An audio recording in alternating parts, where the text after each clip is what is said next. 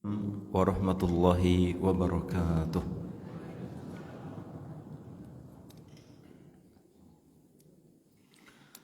Alhamdulillah, alhamdulillahi hamdan katsiran tayyiban mubarakan fih. Asyhadu an la ilaha illallah wahdahu la syarikalah wa asyhadu anna Muhammadan abduhu wa rasuluhu la nabiyya ba'dah.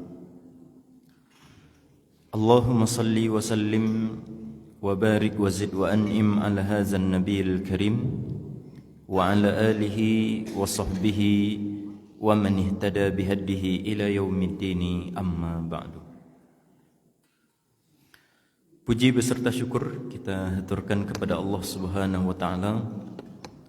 Salawat dan salam kita perbanyak mengucapkan untuk junjungan Nabi besar kita Muhammad sallallahu alaihi wasallam. Bapak Ibu jamaah salat subuh yang dimuliakan oleh Allah Subhanahu wa taala, pada subuh hari ini sepertinya ada dua tema yang kita sampaikan Bapak Ibu. Tema yang pertama menyelesaikan tema sebelumnya yang belum tuntas di pembahasan sebelumnya, 1 bulan sebelumnya. Apa pembahasan kita itu Bapak Ibu? Yang pertemuan sebelumnya mahram ya. Kita membahas tentang mahram. Ya, kita selesaikan dulu sedikit ini karena masih ada yang tersisa.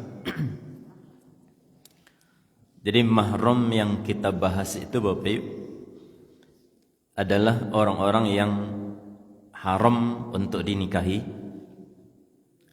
Mahram yang kita bahas itu adalah mahram yang boleh kita bersalam-salaman. Mahram yang kita bahas itu adalah orang-orang yang kalau kita dalam keadaan wudhu bersentuhan tidak membatalkan wudhu. Dan juga mahram yang kita bahas itu adalah mahram yang kalau kita sedang berada bersama dengan mereka, aurat kita itu longgar aturannya. Artinya tidak sampai menutup seperti awak berada di hadapan orang-orang asing. Nah, itu yang mahram yang kita bahas di pembahasan sebelumnya. Bara orang yang termasuk mahram tadi Bapak, ada 18. Ada 18. Ada 7 yang disebabkan karena ada hubungan nasab. Ada 4 yang disebabkan karena ada hubungan pernikahan. Dan ada 7 juga yang menjadi yang disebabkan karena ada hubungan persusuan. Jadi total keseluruhannya 18 orang. Nah, saya yang 18 itu Bapak Ibu. Kalau yang disebabkan karena ada hubungan nasab, kalau ambo sebagai laki-laki, saya mahram ambo. Maka yang pertama ibu, nenek dan terus ke atas. Yang kedua anak perempuan ambo, cucu terus ke bawah. Yang ketiga saudari perempuan, apakah kandung, seayah atau seibu, itu yang ketiga. Yang keempat anak perempuan dari saudari perempuan kamu atau keponakan, itu mahram, nanti terus ke bawah. Kemudian yang kelima anak perempuan dari saudara laki-laki kamu, berarti itu jatuhnya anak, itu mahram yang kelima. Kemudian yang keenam itu adalah saudari dari ibu kamu, berarti etek, ma'wu dan semacamnya. Kemudian yang ketujuh, yang terakhir, yang karena nasab, itu adalah saudari dari ayahmu. Nah, itu kena tuh Bapak Ibu, insyaallah ya. Kalau itu sebagai kami yang laki-laki. Kalau sebagai ibu-ibu, baca caranya tuh Ustaz, ya tinggal dibalik saja. Siapa mahram yang menjadi mahram bagi ibu-ibu karena ada hubungan nasab? Yang pertama ayah, kakek terus ke atas. Yang kedua anak laki-laki terus ke bawah, cucu laki-laki dan terus ke bawah. Yang ketiga saudara laki-laki ibu-ibu. baik yang kandung, seayah atau seibu, itu saudara laki-laki namanya, itu mahram yang ketiga. Kemudian yang keempat, anak laki-laki dari saudara laki-laki. Kemudian yang kelima, anak laki-laki dari saudari perempuan. Ibu-ibu punya saudari sanak padusi, punya anak laki-laki, nah itu mahram. Kemudian saudara dari ayah, tersalahlah panggilannya Pak Adang, Pak Etek dan semacamnya. Saudara dari ayah itu mahram untuk ibu-ibu. Kemudian yang ketujuh, saudara dari ibu, ya mama. Nah itu orang-orang yang termasuk mahram disebabkan karena ada hubungan nasab atau darah tadi. Itu saja nyebut. Itu yang 7 tadi. Nah kemudian yang kedua, ada orang-orang yang mahram bagi awak disebabkan karena ada hubungan pernikahan. Ada ampe orangnya, jadi 7 tambah ampe. Saya yang ampe itu bapak. Yang pertama, kalau ambo sebagai laki-laki dulu, yang pertama itu adalah ibu tiri. Siapapun orang wanita yang dinikahi oleh ayah ambo, maka itu adalah ibu tiri bagi ambo. Itu mahram. Kemudian yang kedua, mertua. Mertua itu adalah mahram karena ada hubungan pernikahan. Mertuanya saja bapak. Saudari dari mertuamu tidak masuk dalamnya. Jadi ambo punya mertua yang padusi tentunya ya. Mertua yang padusi. Kemudian mintu padusi ambo itu adalah saudarinya yang lain. Mahram atau enggak? Jawabannya bukan. Jadi yang mahram cuman mintu saja. Itu yang kedua. Kemudian yang ketiga, minantu dari anak laki-laki ambo. Berarti menantu padusi ya, menantu padusi itu mahram bagi ambo. Kemudian yang ketiga, anak tiri. Anak tiri. Misalkan seseorang menikah dengan seorang janda. Janda itu lah punya anak, anaknya perempuan. Maka anak perempuan ini bagi si suami dari si janda tadi itu adalah mahram. Karena itu jatuhnya anak tiri. Nah kalau untuk kami yang ibu-ibu, bahasa yang perempuan ya tinggal dibalik juga. Kalau bagi laki-laki yang pertama itu adalah ibu tiri, yang kedua mertua perempuan, yang ketiga minantu padusi, yang keempat itu adalah anak tiri yang perempuan. Ya kalau untuk ibu-ibu ya tinggal dibalik saja. Berarti siapa yang menjadi mahram ibu-ibu disebabkan karena ada hubungan pernikahan? Yang pertama itu adalah ayah tiri. Ayah tiri. Kemudian yang kedua mintuo yang laki-laki, mintuo. Kemudian yang ketiga minantu yang laki-laki. Ibu-ibu punya menantu laki-laki, berarti suami dari anak perempuan ibu-ibu. Nah, itu namanya mahram. Kemudian yang keempat, anak tiri. Misalkan ada seorang perempuan menikah dengan seorang duda. Duda itu lah punya anak, anaknya laki-laki. Maka anak yang laki-laki ini menjadi mahram bagi si istri dari bapaknya tadi. Nah, itu lebih kurang orang-orang yang menjadi mahram disebabkan karena ada hubungan pernikahan. Sampai saja. Yang 4 ini artinya apa Pak? Kembali ke tema awak sebelumnya. Yang 4 itu artinya tidak boleh menikah salam-lamunya. Boleh awak bersalam-salaman dengan mereka. Kalau dalam keadaan wudu bersentuhan tidak batal wudu awak. Kalau sedang bersama dengan mereka, aurat awak tidak wajib ditutup seperti awak menutup di hadapan lawan jenis yang asing. Jadi ibu-ibu misalkan boleh membuka jilbab, boleh menampakkan kaki, tangan misalkan, nah, itu boleh. Karena ini adalah termasuk dari mahram, dan mahram itu aturan auratnya itu longgar, artinya tidak ketat bana. Itu yang kedua Bapak, yang orang-orang yang menjadi mahram karena ada hubungan pernikahan tadi. Ada 4 orang. Nah, sekarang kita masuk yang terakhir. orang-orang yang menjadi mahram bagi kita disebabkan karena ada hubungan persusuan. Ada hubungan persusuan. Sawananya mereka itu bukan mahram bagi awak. Mereka tidak ada hubungan darah dengan awak. Mereka juga tidak ada hubungan pernikahan dengan awak. Tapi karena ada persusuan, maka dengan persusuan tadi ada nanti orang-orang yang menjadi mahram bagi awak karena hubungan persusuan tadi. Supaya lebih gampang, misalkan Bapak Ibu, awak ambil contoh yang pertama itu adalah Nabi besar kita Muhammad sallallahu alaihi wasallam. Beliau itu Bapak Ibu, di samping beliau menyusu kepada ibu beliau Aminah, beliau juga nanti menyusu kepada ibu yang bukan ibu kandung beliau. Tidak ada hubungan darah dengan ibu tadi. Tidak ada juga hubungan pernikahan dengan ibu tadi. Siapa nama ibunya itu Bapak Ibu? Nah, yang masyhur itu adalah Halimatus Sa'diyah. Walaupun nanti ada aja yang kedua Bapak Ibu, namanya itu adalah Suwaibah.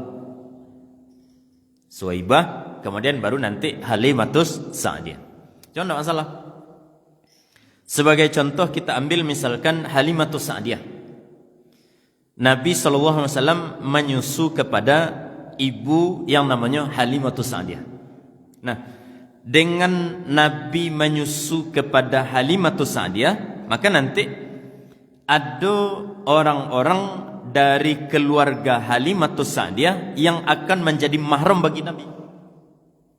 Padahal mereka tidak ada hubungan darah. Kenapa bisa menjadi mahram mereka-mereka itu Bapak? Karena gara-gara Nabi menyusu kepada Halimatus Sa'diyah. Nah, siapa yang akan menjadi mahram Nabi itu Bapak? Ada 7 loh nanti. Ada 7 yang akan menjadi mahram disebabkan karena ada hubungan persusuan. Nah, kita cari. Yang pertama, siapa yang menjadi mahram bagi Nabi? Yang pertama itu tentunya adalah ibu susuan, yaitu Halimatus Sa'diyah, terus ke atas, yaitu ibu dari Halimatus Sa'diyah, ibunya nenek bagi Nabi, atau ibu dari suaminya Halimatus Sa'diyah, itu nenek juga bagi Nabi, terus ke atas, maka mereka itu adalah mahram bagi Nabi. Itu namanya ibu susuan. Itu yang pertama. Kemudian yang kedua, nah ini yang kedua ini kaitannya bukan dengan Halimatus Sa'diyah. Yang kedua itu adalah anak susuan. Jadi Nabi misalkan punya istri Khadijah ya. Ini keluar sedikit. Nabi SAW punya istri Khadijah. Kalau misalkan nanti Khadijah menyusukan anak yang lain selain dari anak-anak beliau, misalkan ada anak perempuan yang disusukan oleh Khadijah radhiyallahu taala anha, maka anak perempuan itu adalah mahram bagi Nabi. Namanya anak susuan namanya. Namanya anak susuan. Itu yang kedua. Nah, kembali ke Khadijah, balik ke Halimatus Sa'diyah. Itu 1, 2. Kemudian yang ketiga, saya menjadi mahram bagi Nabi karena hubungan persusuan tadi. Yang ketiga itu adalah saudari susuan. Berarti lebih kurang itu artinya adalah kalau Halimatus Sa'diyah punya anak perempuan, maka anak perempuan dari Halimatus Sa'diyah itu adalah saudari susuan bagi Nabi. Itu mahram bagi Nabi. Itu yang ketiga. Saudari susuan. Itu yang ketiga. Kemudian yang keempat, anak perempuan dari saudari susuan tadi. Nah, itu jatuhnya juga keponakan bagi Nabi. Jatuhnya juga keponakan bagi Nabi. Maka itu adalah mahram. Karena itu adalah anak dari saudari susuan. Sama seperti nasab ya, lebih kurang. Nah, itu yang keempat. Kemudian yang kelima, anak perempuan dari saudara laki-laki susuan. Contohnya Halimatus Sa'diyah punya anak laki-laki. Anak laki-laki itu nanti menikah dan punya anak perempuan, maka anak perempuan itu adalah mahram bagi Nabi. Kenapa? Karena itu namanya jatuhnya anak susuan bagi Nabi. Anak susuan bagi Nabi. Itu anak dari saudara susuan. Anak dari saudara susuan. Itu yang kelima. Kemudian yang keenam yang mahram bagi Nabi karena persusuan tadi adalah saudari perempuan dari Halimatus Sa'diyah. Jadi kalau Halimatus Sa'diyah itu nanti ada saudari beliau, sanak pedusi beliau, maka sanak pedusi dari Halimatus Sa'diyah itu mahram bagi Nabi. Karena itu namanya bibi susuan. Bibi susuan. Itu yang keenam. Dan kemudian yang ketujuh, yang terakhir, yang menjadi mahram karena persusuan itu adalah saudari dari suami Halimatus Sa'diyah. Dari Halimatus Sa'diyah. Jadi saudari dari suami Halimatus Sa'diyah. Jadi suami Halimatus Sa'diyah itu saya namanya Bapak Ibu. Kalau Halimatus Sa'diyah rata-rata tahu ya. Tapi suaminya kadang-kadang sering terlupakan. Padahal tidak kalah penting jasa beliau kepada Rasulullah sallallahu alaihi wasallam. Karena suamiku sibuk mencari nafkah. Halimatus Sa'diyah menyusukan Nabi awak sallallahu alaihi wasallam. Nah, suami Halimatus Sa'diyah ini namanya adalah Abu Kabsyah. Namanya itu adalah Abu Kabsyah. Nah, kalau Abu Kabsyah ini nanti punya saudari perempuan, maka saudari perempuan dari dari Abu Kabsyah ini nanti menjadi mahram bagi Nabi. Nah, itu namanya ya bibi susuan juga. Bibi susuan. Karena itu adalah si saudari dari suaminya Halimatus Sa'diyah. Jadi kalau kita perhatikan Bapak Ibu, orang-orang yang menjadi mahram karena persusuan ini sama seperti hubungan nasab. Jadi ibu terus ke atas, ibu susuan. Kemudian anak susuan. Kalau si istri apa-apa menyusukan seorang anak perempuan misalkan, maka itu anak susuan terus ke bawah. Kemudian yang ketiga saudari susuan. Kalau Halimatus Sa'diyah punya anak padusi misalkan, maka itu namanya saudari susuan. Kemudian yang keempat anak perempuan dari saudari susuan tadi. Kemudian yang kelima anak perempuan dari saudara susuan. Kemudian yang keenam saudari dari Halimatus Sa'diyah, dari ibu susuan. Saudari dari ibu susuan. Kemudian yang ketujuh saudari dari ayah susuan. Nah, mereka-mereka inilah yang akan menjadi mahram bagi Nabi awak sallallahu alaihi wasallam. Kenapa mereka mahram? Karena ada hubungan persusuan tadi. Nah, jadi hati-hati ibu-ibu terutama dan juga semuanya hati-hati kalau nanti namanya ibu-ibu nanti menyusukan anak orang lain, baik disengaja atau tidak disengaja. Kemudian apalagi sampai yang disepakati oleh para ulama itu 5 kali susuan, maka sudah terjadi nanti yang namanya hubungan persusuan. Maka nanti ada yang namanya mahram yang disebabkan karena persusuan tadi. Dampaknya Bapak Ibu, karena namanya dampak dari persusuan ini mereka itu menjadi mahram, maka haram menikah. Jadi Nabi awak misalkan dengan anak Halimatus Sa'diyah boleh tidak menikah? Jawabannya tidak. Nabi awak sallallahu alaihi wasallam dengan anak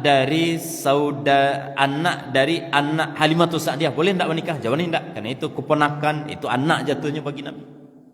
Nah, ini yang disebut karena adanya hubungan mahram disebabkan karena adanya hubungan persusuan tadi.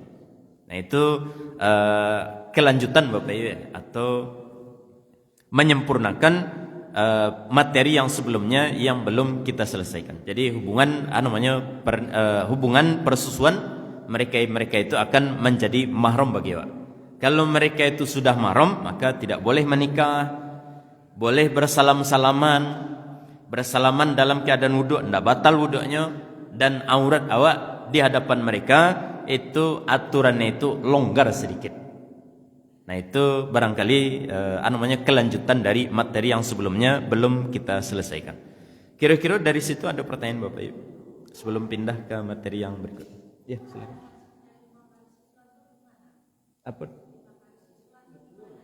Nah, kalau di dalam mazhabnya Imam Asy-Syafi'i rahimahullahu taala, Ibu-ibu misalkan menyusukan anak laki-laki misalkan, yang bukan anaknya ibu-ibu. Maka di dalam mazhabnya Imam Asy-Syafi'i, kapan anak tadi akan menjadi mahram karena persusuan? Kalau si anak ini sudah menyusu kepada ibu-ibu sebanyak 5 kali susuan. 5 kali susuan itu maksudnya sekali menyusu kanyang, kemudian berhenti, nanti lanjut lo balik. Itu kan 1 kali. Nanti susui lo balik. Lah sampai kanyang lo, lah berhenti lo. Berarti 2 kali susuan. Yang ketiga ulang lo balik sampai 5 kali. Itu namanya 5 kali susuan. Kalau dalam mazhabnya Imam Asy-Syafi'i. Dalam mazhabnya Imam Asy-Syafi'i. Tapi nanti di dalam mazhab yang lainnya Bapak, ini terjadi perbedaan ya. Terjadi perbedaan. Dalam mazhab yang lain nanti ada yang mengatakan 3 kali susuan. Bahkan ada yang mengatakan sekali menyusu asa bayi tadi langsung kanyang dek susuan tadi, maka otomatis dia menjadi anak susuan. Nah, itu lebih kurang maknanya. Ya, Bu. Oh iya, ada pertanyaan. Aku masih ingat. Pertanyaan di pembahasan sebelumnya itu adalah, Ustaz, anak laki-laki dari paman, dari saudara ayah. Anak laki-laki dari saudara ayah. Kalau ditanya mahram atau enggak Bapak Ibu? Anak, misalkan ibu-ibu ya, ibu-ibu punya ayah. Ayahku ayahku punya saudara, saudara ayahku punya anak laki-laki. Nah, itu mahram enggak untuk ibu-ibu? Jawabannya tidak. Jawabannya tidak. Nah, tapi walaupun dia bukan mahram bagi ibu-ibu, dia boleh menjadi wali dalam pernikahan nanti. Ya, boleh dia menjadi wali dalam pernikahan. Jadi itu Bapak. Jadi kalau ditanya mahram atau enggak, jawabannya tidak. Karena tidak masuk dalam daftar orang yang menjadi mahram bagi awak. Tapi kalau ditanya nanti seandainya enggak ada yang lain, boleh enggak anak dari saudara ayah awak menjadi mahram, menjadi wali dalam pernikahan? Jawabannya boleh. Jawabannya boleh. Itu jawabannya Bapak. Ada yang lain Bapak Ibu? Masih ada silakan.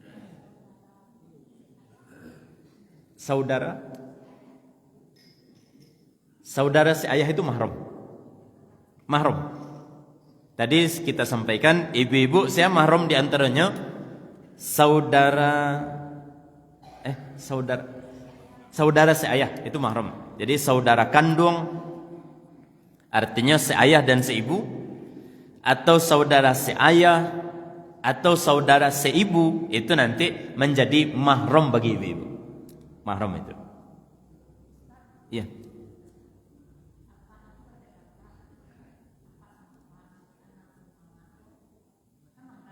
Mahram.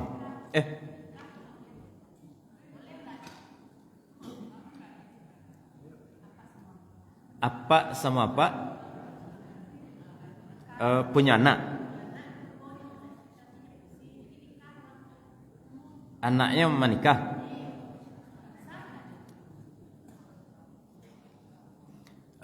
Itu aja jatuhnya tuh Bapak Ibu. Anaknya tadi aja jatuhnya tuh.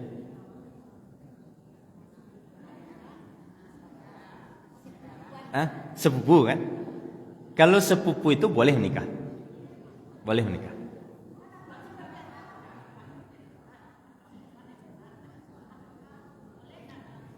Apaknya beradik kakak, anaknya menikah, boleh menikah.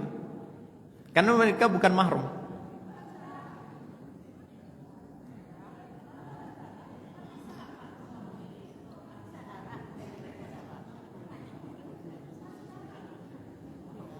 Tapi itu bukan mahram.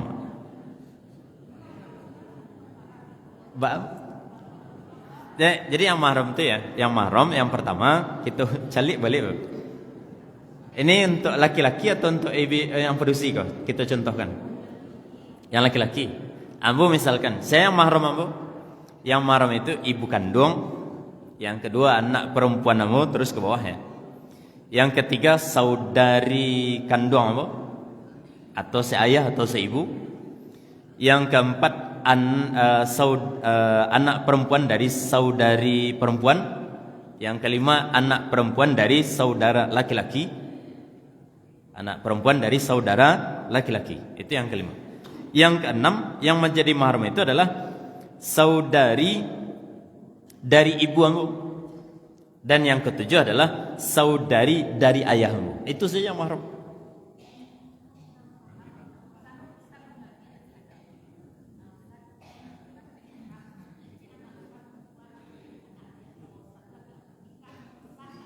Sah nikah. Sah.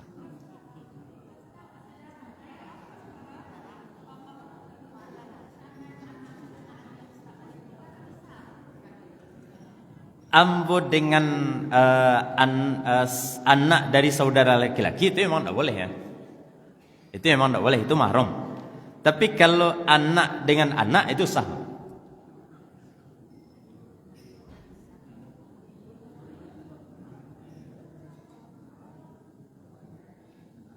Karena tidak masuk dalam dalam daftar orang-orang yang menjadi mahram bagi awak.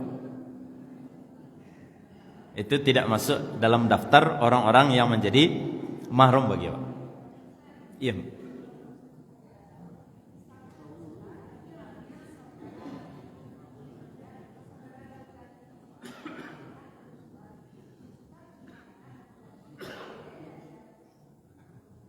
Iya, itu maksudnya tadi mulai paham Bapak Ibu ya.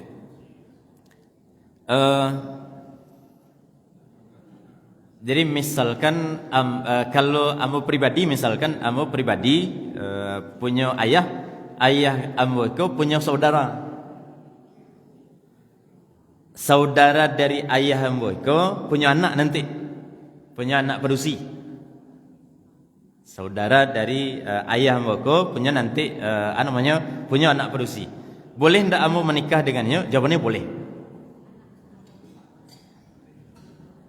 Kan jatuhnya sama saya itu. Itu boleh menikah karena tidak termasuk bagian dari mahram tadi. Itu barangkali. Iya, Pak Ji.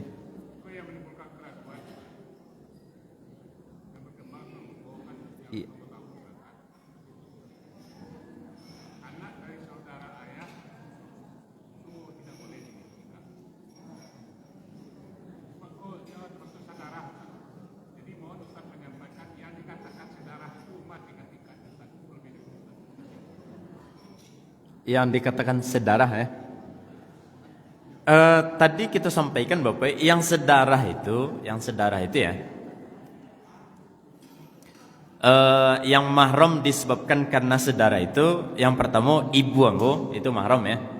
Yang kedua anak perempuan ambo itu namanya saudara, cucu terus ke bawah nanti. Kemudian saudari perempuan ambo itu namanya saudara. Kemudian yang keempat anak perempuan dari saudari ambo. Anak perempuan dari saudari ambo. Kemudian yang kelima anak perempuan dari saudara laki-laki ambo. Itu yang kelima. Kemudian yang keenam yang sedarah itu adalah paman saudari dari ibu kandung ambo. Saudari dari ibu kandung itu mahram. Kemudian yang ketujuh saudari dari ayahmu. Nah, itu namanya mahram. Nah, selain dari yang tujuh itu bukan mahram. Tidak tidak dikatakan sedarah ya. Iya. Masih yang tadi, Bu.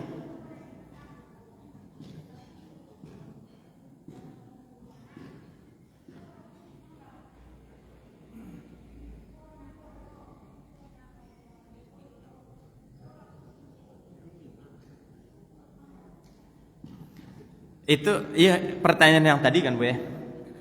Iya. Di dalam syariat awak yang menjadi mahram itu yang tujuh tadi saja. Yang tujuh tadi saja. Nah, kalau tidak termasuk dari yang 7 tadi, maka walaupun dakik hubungannya Bapak, mereka itu tidak dikatakan sebagai mahram. Lebih kurang ada itu. Jadi patokannya yang kalian 7 saja. Ini yang disepakati oleh para ulama kita, ini yang menjadi mahram. Selain dari yang 7 ini, mereka itu tidak termasuk mahram bagi awak. Tidak termasuk mahram. Itu barangkali Bapak. Nah, ada pertanyaan yang lain Bapak? Yang lain pertanyaannya? Iya, silakan.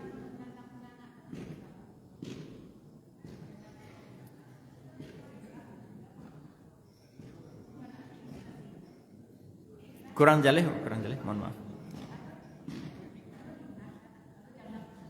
Janda punya anak, iya.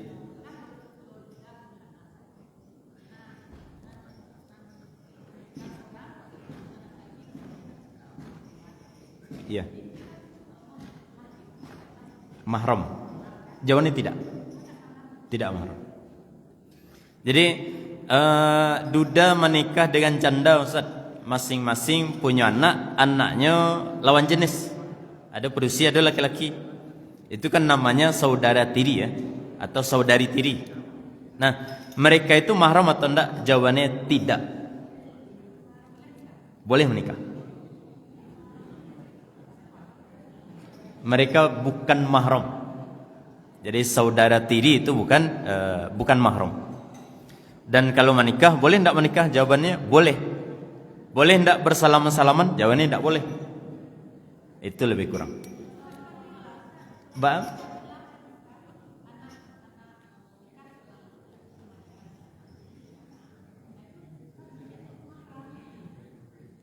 Ambo menyampaikan. Jawabannya bukan seperti itu. Jadi yang mahram itu adalah contoh ada seorang laki-laki menikah dengan janda Janda, kau punya anak. Anak padusi dari janda itu mahram bagi suaminya. Itu baru mahram. Tapi kalau nanti anak dengan anak, bukan dari pernikahan tadi ya. Misalkan suami duda itu ada anak laki-laki. Si janda itu ada anak padusi. Menikahlah duda dengan janda. Apakah anak mereka ini mahram? Jawabannya tidak. Mereka bukan mahram. Mereka bukan mahram. Nah itu lebih kurang. Masih ada ya? Silakan.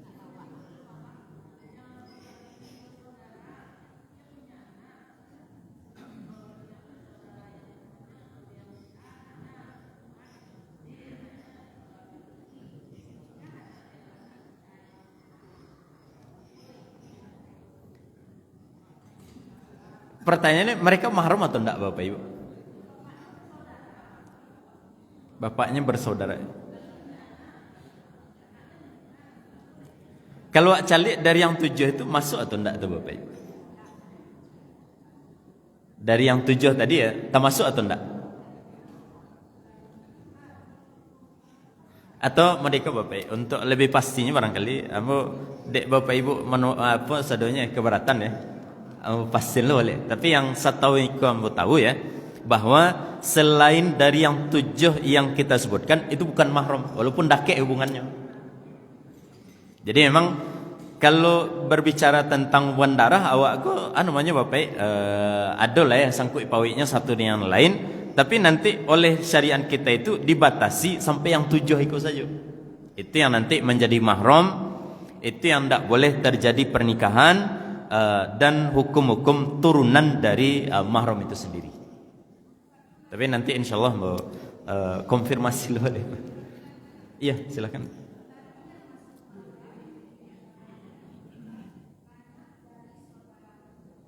Iya.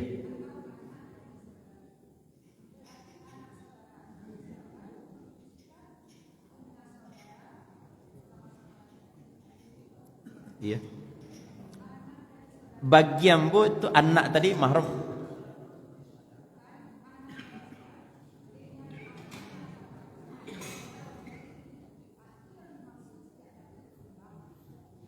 Anak dari saudara laki-laki.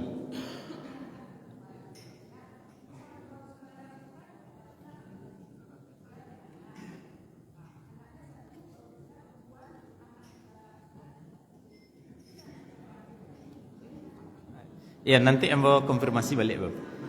Kalau yang tadi kita sampaikan, yang disepakati itu adalah ambo dengan anak dari saudara laki-laki, itu mahram. Jadi jatuhnya anak atau jatuhnya keponakan ya. Tapi kalau anak sama anak, nanti ambo sampaikan balik. Iya. Nanti ambo sampaikan balik Bapak Ibu ya. Ya. Mohon maaf. Nah, lah jam berapa hari ke Bapak Ibu? Jam 6 ya. Tinggal 10 menit lagi, ke Bapak Ibu.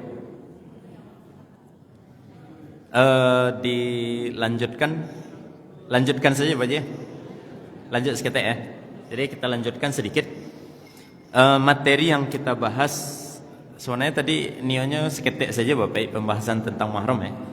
Kemudian kita masuk materi yang barunya. Cuman qadarullah lah hampir habis waktunya. Kemudian baru kita masuk ke materi yang baru sedikit. Nah, materi yang ingin kita sampaikan sedikit Bapak Ibu, yaitu tentang ini fikih harian juga ya, yang juga harus kita ketahui. Namanya itu adalah qada'us shalah, mengqada' salat. Jadi kita tinggalkan masalah mahram Bapak Ibu, kita masuk materi yang baru. Namanya itu adalah qada'us shalah, mengqada' salat. Salat itu Bapak Ibu, di satu sisi dia adalah perintah untuk wajib ya dikerjakan. Di sisi yang kedua, salat itu memiliki waktu. Ada awal waktunya dan ada akhir waktunya, kan ada itu.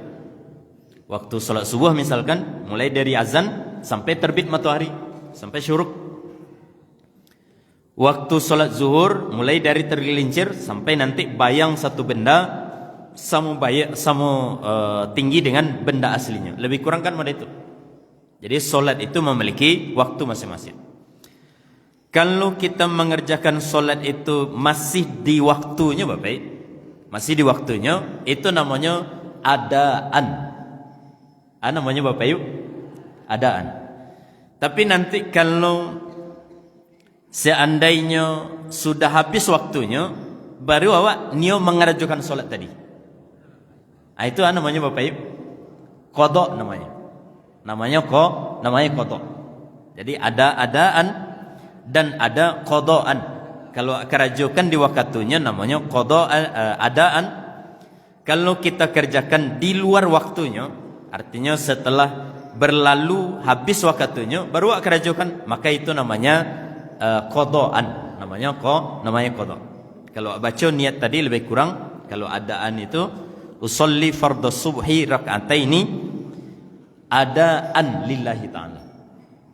Kalau lah habis waktu salat subuhnya, baru salat subuh, maka lebih kurang kalau dibaca niatnya itu usolli fardhu subhi rak'ataini qadaan. Karena kita mengerjakan itu sudah habis waktunya, maka itu namanya qadaan, mengqada namanya. Nah, Bapak Ibu yang dimuliakan Allah Subhanahu wa taala, mengqada salat ini ada yang nanti tidak wajib sama sekali, ada yang wajib mengqada, dan ada yang nanti sedikit diperselisihkan oleh para ulama. Nah, kita ringkas saja Bapak. Yang tidak ada qada dari salat yang ditinggalkan itu siapa Bapak? Artinya orang-orang yang mereka itu meninggalkan salat tapi tidak wajib mengqada atau tidak ada mengqada. Nah, berarti yang pertama ibu-ibu dalam keadaan haid nifas, itu tidak ada kewajiban salat sehingga tidak ada qadanya. Atau yang kedua, orang dalam keadaan hilang akal tapi tidak disengaja, pingsan, kemudian koma. Mereka ini hilang akalnya, nanti siuman salat yang ditinggalkan selama dia pingsan, selama dia koma, diqada atau tidak Bapak Ibu? Jawabannya tidak. Karena hilang akalnya itu tidak disengaja. Lihat ada orang disengaja pingsannya Bapak Ibu? Jawabannya tidak. Maka tidak ada qada kalau kita meninggalkan salat hilang akalnya itu tidak disengaja. Itu tidak wajib, tidak ada qadanya. Nah, itu yang tidak wajib diqada. Nah, nanti ada juga orang yang mereka itu ketika meninggalkan sholat wajib diqadha. Siapa mereka itu Bapak? Yang pertama, orang yang meninggalkan sholat karena lupa atau ketiduran. Nah, itu wajib qadha. Ada misalkan sebagian awak ya, jago-jago dari lalok malam itu jagonya jam 7 misalkan. Jam 7. Ketika jago jam 7 tadi, waktu sholat subuh lah habis atau alun Bapak Ibu? Sudah habis. Kira-kira sholat subuh itu diputihkan atau wajib diqadha Bapak Ibu? Wajib diqadha, wajib dibayar. Tidak bisa indak. Kan kadang ada sebagian orang ya, jago jam 7 disuruh sholat. Tidak ada sholat subuh lah, waktu lah habis. Itu tidak benar Bapak Ibu. Itu dosa besar. Sudahlah meninggal itu adalah dosa besar karena dia meninggalkan kewajiban sholat tadi. Jadi orang yang ketiduran, orang yang kelupaan, ibu-ibu sedang ada acara misalkan, tidak tahu-tahunya lah jam 4 sehari, habis waktu zuhur. Maka dalam kondisi yang seperti ini, sholat zuhur yang tertinggalkan karena lupa tadi, itu hukumnya hukumnya wajib diqadha. Itu yang pertama. Yang kedua, orang yang meninggalkan sholat karena ada kesibukan yang tidak memungkinkan dia untuk sholat. Kalau zaman Nabi dulu parang Bapak, Nabi SAW pernah parang dalam kondisi perang Ahzab ya. Beliau berjaga-jaga dengan para sahabat. Singkat ceritanya, beliau tidak bisa sholat zuhur, sholat asar, sholat maghrib, tidak bisa beliau. Tengah malam lah masuk waktu sholat isya, baru beliau bisa sholat. Maka beliau sholat isya, atau kemudian beliau mulai dari sholat zuhur, sholat asar, sholat maghrib, kemudian sholat isya. Bakok beliau talambik Bapak, tidak bisa karena beliau tidak bisa mengerjakan sholat itu di waktunya. Kalau zaman sekarang contohnya itu Bapak Ibu. Ya barangkali dokter bedah ya, yang harus membedah pasien. Misalkan dari sebelum masuk waktu sholat maghrib sampai habis waktu maghrib, yang harus membedah misalkan. Nah, tidak bisa meninggalkan pekerjaan di tengah jalan Bapak. Sedang berjalan operasi, abang izin sebentar dulu mau dia sholat. Tidak boleh Bapak. Bisa-bisa mati orang nanti. Maka kemudian dia lanjutkan tugasnya, dia bedah dan semacamnya. Nanti setelah habis waktunya, dia wajib mengqadha. Karena dia meninggalkan sholat kesibukan. Kenapa? Karena dia ada kesibukan yang tidak bisa ditinggalkan. Itu yang kedua. Itu wajib qadha. Yang ketiga, yang wajib mengqadha ini Bapak, orang yang meninggalkan sholat karena hilang akal tapi disengaja. Kalau tadi yang tidak qadha itu Bapak, yang tidak wajib qadha itu orang yang hilang akal tidak disengaja. Kalau kalau ada orang hilang akalnya karena disengaja, wajib qadha. Contohnya itu Bapak Ibu, contohnya orang suntik bius misalkan. Suntik bius itu sengaja atau tidak Bapak Ibu? Jadi sengaja. Orang suntik bius misalkan sebelum maghrib, kemudian dia hilang akal di waktu maghrib. Akalnya karena orang di bius kan hilang bius total misalkan. Nah, di waktu maghrib dia tidak sholat. Kenapa tidak sholat? Karena dia tidak sadar. Nanti ketika dia siuman di waktu isya misalkan, wajib diqadha sholat maghrib atau tidak Bapak Ibu? Ya wajib. Kenapa wajib? Karena hilang akalnya itu adalah karena disengaja. Jadi ada hilang akal yang tidak disengaja dan ada hilang akal yang disengaja. Kalau yang disengaja wajib qadha. Atau contoh yang lainnya apa-apa, misalkan minum minuman keras. Tapi di situ kan tidak ada insyaallah. Jadi ada orang yang minum minuman keras, dia tidak sadar, hilang akalnya waktu sholat subuh misalkan. Dari sebelum sholat subuh sampai nanti habis waktu sholat subuh. Ketika jam 7 pagi, jam 8 pagi baru sadar misalkan. Maka sholat subuh yang ditinggalkan tadi itu hukumnya wajib diqadha. Karena dia hilang akalnya itu adalah disebabkan karena disengaja. Itu yang wajib diqadha. Nah, tinggal cek lagi Bapak dan Niko yang sering ditanyakan ya. Tak masalah, ini terakhir. Yang ketiga itu adalah orang yang meninggalkan sholat karena malas dan lalai. kira-kira wajib qada atau tidak Bapak Ibu? Tadi sudah kita sampaikan mana yang tidak wajib mengqada, ibu-ibu haid, hilang akal karena tidak disengaja, tidak wajib, tidak ada qada. Yang wajib mengqada karena lupa, ketiduran, karena ada kesibukan yang tidak bisa ditinggalkan, atau karena hilang akal yang disengaja, itu wajib diqada. Nah, kini pertanyaan itu adalah orang yang meninggalkan sholat, kenapa dia meninggalkan sholat? Karena malas dan lalai. Nah, itu kasusnya itu Bapak, bisa-bisa nanti kasusnya itu adalah dia tidak sholat selama 60 tahun. Kini baru taubat. Bahkan tidak sholat selama aku karena malas, karena lalai. Nah, sholat yang ditinggalkan selama ini itu wajib diqada atau tidak Bapak? Nah, oleh para ulama kita Bapak, dari 4 mazhab yang ada, 4 mazhab Bapak, kan dalam Islam kan ada 4 mazhab ya. Nah, dari 4 mazhab yang ada ini, mereka sepakat bahwa solat itu wajib diqada. Wajib diqada.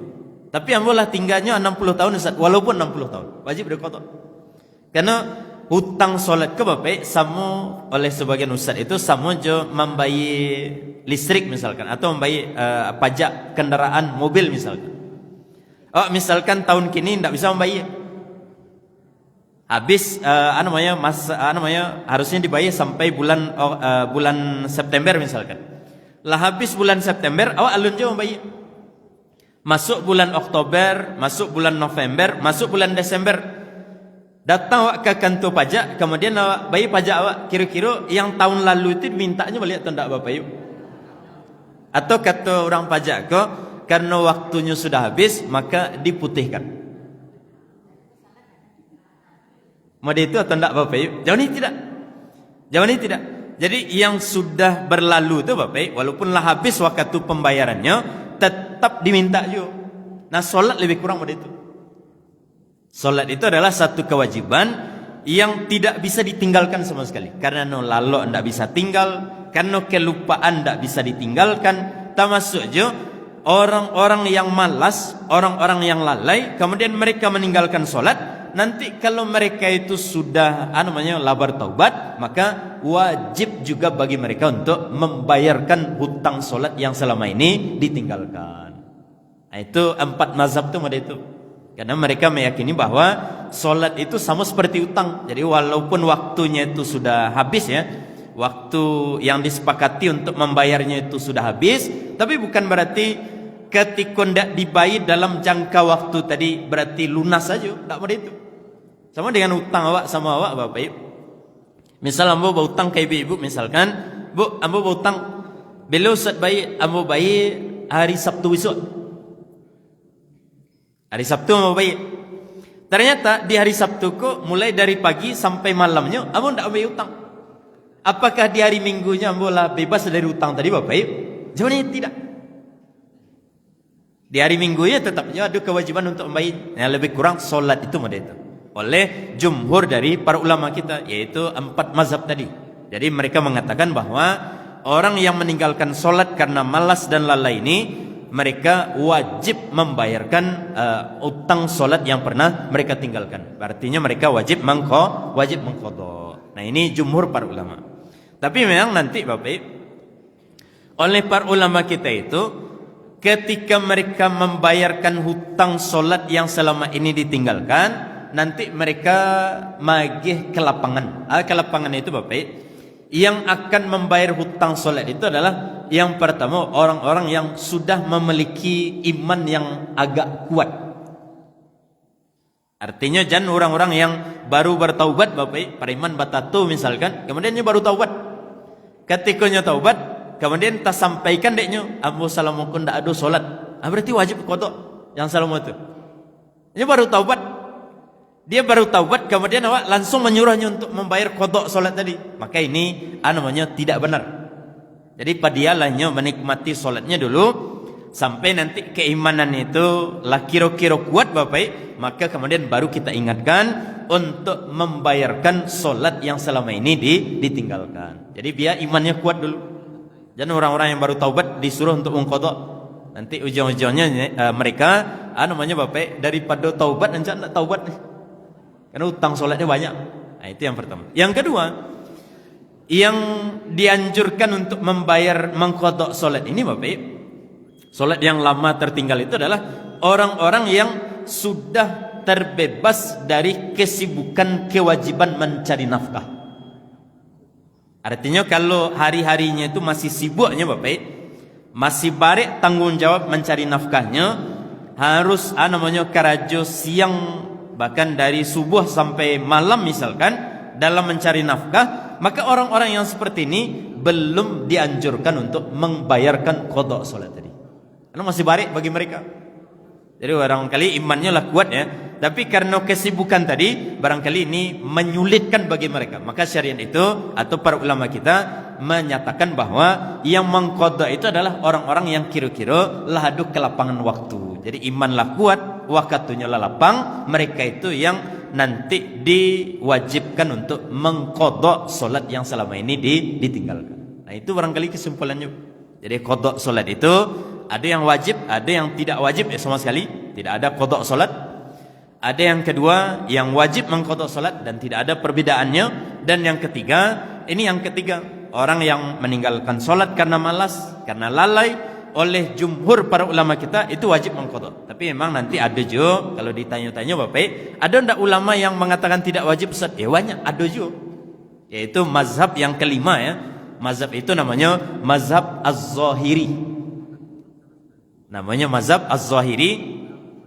Nanti diperkuat lagi oleh seorang ulama besar namanya Syekhul Islam Ibnu Taimiyah rahimahullah taala, di mana beliau mengatakan bahwa orang yang meninggalkan solat karena malas dan lalai, baik 1 hari, baik 1 bulan, 1 tahun, 10 tahun, 50 tahun, kalau mereka meninggalkan solat karena malas, maka tidak ada mengqadha solat bagi mereka. Bagi mereka cukup taubat saja, banyak istighfar saja, banyak amal-amal soleh saja.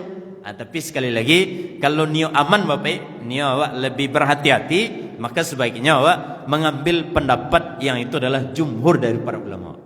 Jadi yang sampai mazhab tadi. Masih ada pertanyaan Bapak? Padahal ajaleh ya. Ya silakan. Nah, waktu ya, mohon maaf. Jadi waktu mengqadha ke bawah, waktunya itu boleh dicicil saja. Dalam sehari misalkan wak qadha untuk sehari solat yang pernah kita tinggalkan. Berarti kalau 1 tahun wak dulu meninggalkan solat, berarti membayarnya selama 1 tahun. Baca membayarnya Ustaz, boleh dirangkap sekaligus sadonya. Misalkan di malam hari awak solat subuh, solat zuhur, solat asar, solat maghrib, solat isya. Itu namanya dirangkap di satu waktu. Boleh juga dicicil di setiap waktu solat.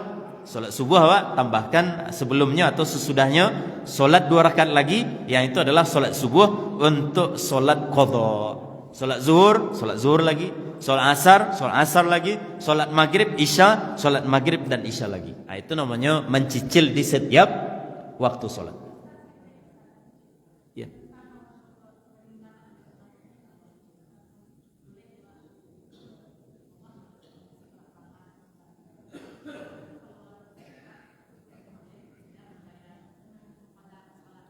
Ya.